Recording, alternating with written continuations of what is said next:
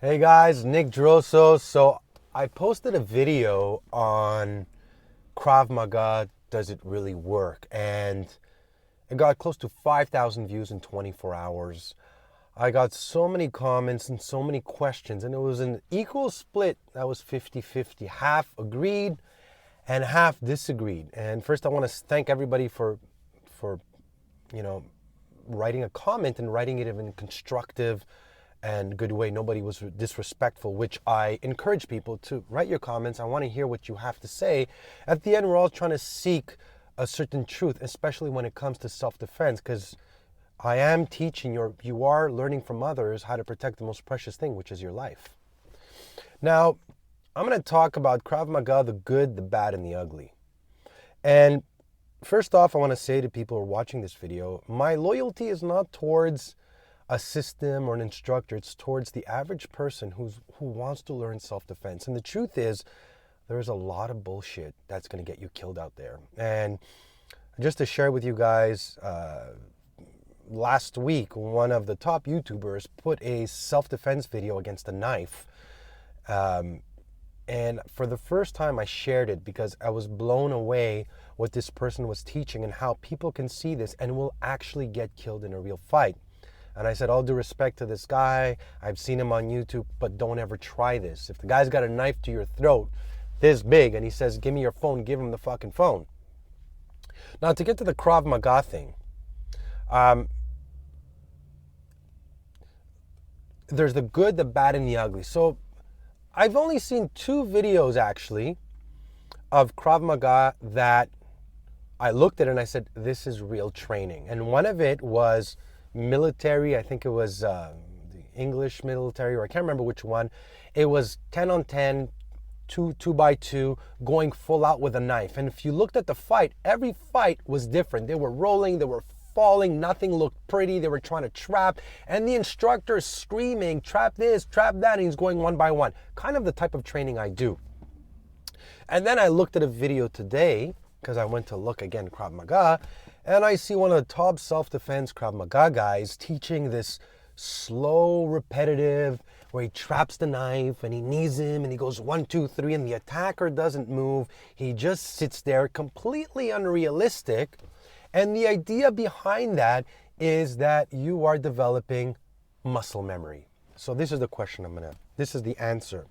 You're not developing muscle memory by doing a sequence that is unrealistic.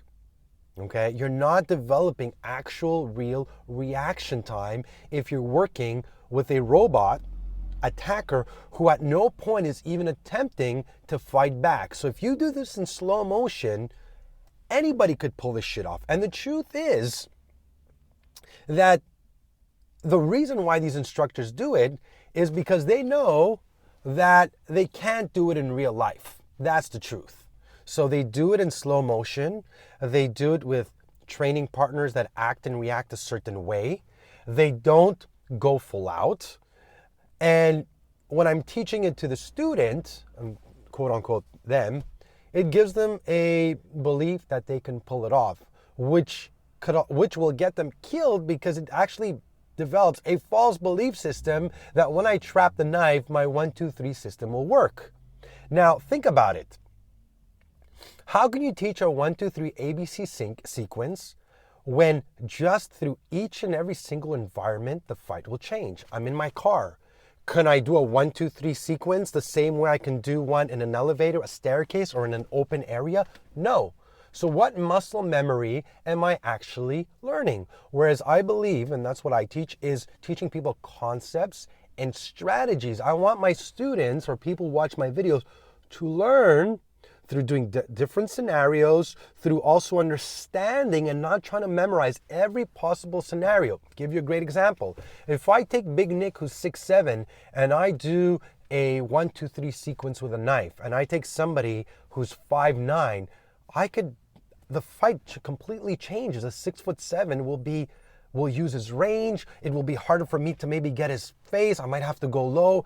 So it is impossible for me to train every possible scenario, expecting every attacker to respond the same way. That is the shit that's going to get you killed. And that's where, when I look at Krav Maga and I said, it's been watered down. Again, it's a business. People get certified, and I've met people who've been certified who've never sparred, who've never even been in the ring, and they're teaching self-defense, and who've never had a certain experience. I worked in clubs. I saw a guy pull out a gun in the air. I've seen people get stabbed. I've seen real fights. I've been faced with multiple attackers. I have been sucker punched. I have a certain experience that I bring to my personal training, and I use that as one of my my sources of teaching.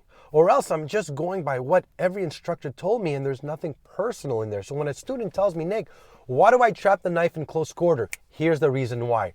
Oh, I don't think it works. Okay, good. Put on a helmet. Let's go full out. I'm not going to come at you slow. I'm not going to attack you the way you want. I'm going to use verbal and come at you full speed. I did a seminar in Vienna, and I had this big guy, 6'4", 280 pounds, whatever he was. The guy was a bear, and I used him as a demo. And it's hard because when I do seminars, I don't have assistants. I pick whoever's in the room, which I don't know their background. I don't know their skill level. I don't know how they're going to react and how they're going to move. It becomes very challenging, and I get to actually see for myself what actually works. And somebody wrote that comment saying, you're the real deal when you don't need an assistant. You see a lot of these instructors train with their assistant who knows how to act and react, and they kind of flow. They kind of go through a certain flow. Now I have a video I'm going to put in the bottom of the link where I go out and I pick random people and I give them a marker, and I pick random people to attack me simulating a knife. Now some I was able to trap, some I was able to kick. One guy took me down to the ground on a headlock. The other guy couldn't get close to him. One guy trapped and he tried to hit me. The dynamics changed every single time. So am I developing muscle memory? No. So if you're doing Krav Maga and your instructor's teaching you ABC 1, 2, 3 sequence, you gotta question how real it is. And at some point, are you gonna go full out where the student is getting to explore all his senses in action and reaction? This is, to me, how training should be. If not, you're just, learning choreography, no different than hitting air or hitting a board or hitting a bag. I can teach, you can hit a bag until your face turns blue.